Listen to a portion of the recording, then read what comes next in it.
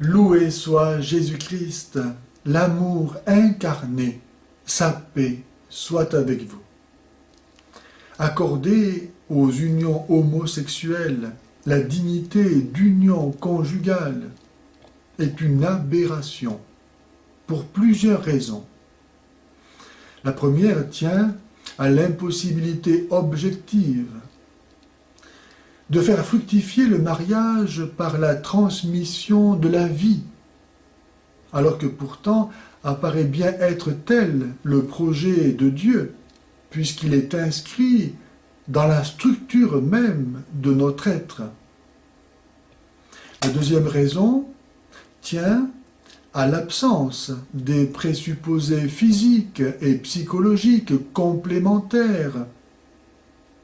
Absence qui empêche, évidemment, une réelle union, laquelle implique une différence, l'altérité.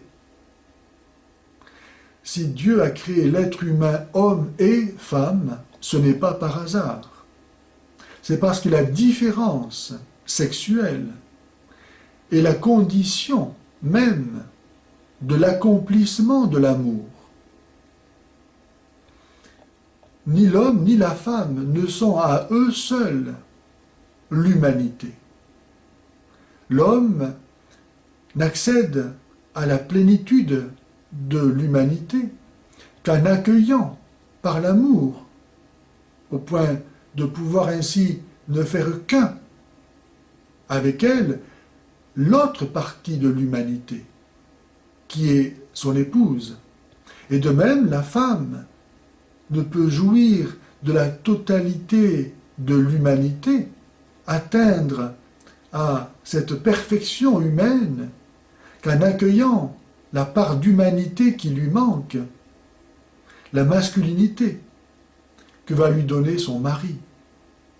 L'amour conjugal n'est pas la rencontre corporelle de deux êtres, mais une relation interpersonnelle profonde qui trouve son accomplissement, son couronnement par le don total de soi, réciproque, et la participation, la coopération à l'œuvre de Dieu créateur, ultime source de toute nouvelle existence humaine.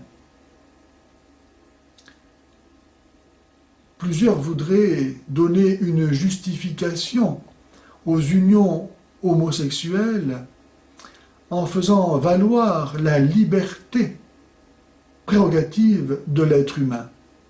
Mais la liberté ne doit pas être le voile pour recouvrir notre malice.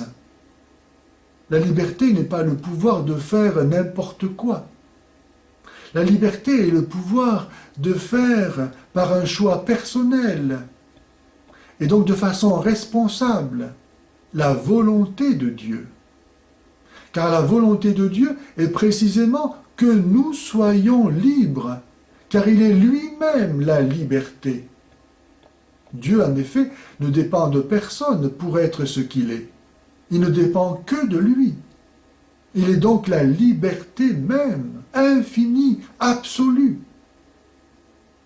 Et Dieu nous a créés pour que, en accomplissant sa volonté, nous devenions libres de la liberté même de Dieu. C'est donc une folie que de s'opposer à la volonté de Dieu, comme le fait l'homosexualité pratiquée, revendiquée, qui est une insulte à Dieu, comme si je pouvais savoir mieux que lui ce qui est bon pour moi. Aussi, en me coupant de Dieu, en rejetant la volonté de Dieu, qui est de m'accepter tel que je suis, afin de pouvoir, en me donnant, me trouver dans la plénitude et la perfection de l'humanité, et ainsi jouir du bonheur que Dieu me donne en étant uni à sa volonté. En rejetant Dieu, je ne puis pas espérer jouir de ses bienfaits, de ses bénédictions. Je me perds moi-même je me maudis. Et c'est pourquoi, dans le chapitre 19 de la Genèse, nous voyons que tel est le sort des habitants de Sodome et Gomorrhe, qui ont été détruits par le feu du ciel. L'homosexualité est une révolte contre le Créateur et contre soi-même, que l'on refuse d'être dans sa plénitude, dans sa perfection, dans sa communion avec Dieu, par la communion avec l'autre, qui représente pour moi le Dieu. Saint Paul, dans l'Épître aux Romains, au chapitre 1, versets 24 à 27, nous parle de cette révolte qui est à la base du péché d'homosexualité. Aussi Dieu a-t-il livré les hommes selon les convoitises de leur cœur à une impureté où ils avilissent eux-mêmes leur propre corps. Eux qui ont échangé la vérité de Dieu contre le mensonge, adoré et servi la créature de préférence au Créateur, qui est béni éternellement. Aussi Dieu les a-t-il livrés à des passions avilissantes. Les hommes ne sont plus des hommes, et les femmes ne sont plus des femmes. Mais que sont-ils alors? Car leurs femmes ont échangé les rapports naturels pour des rapports contre nature. Pareillement, les hommes, délaissant l'usage naturel de la femme, ont brûlé de désir les uns pour les autres, perpétrant l'infamie d'homme à homme et recevant en leur personne l'inévitable salaire de leur égarement.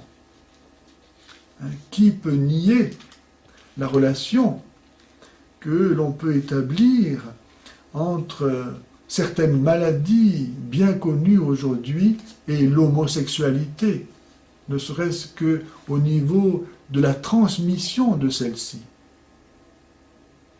Ce péché est si grave que saint Paul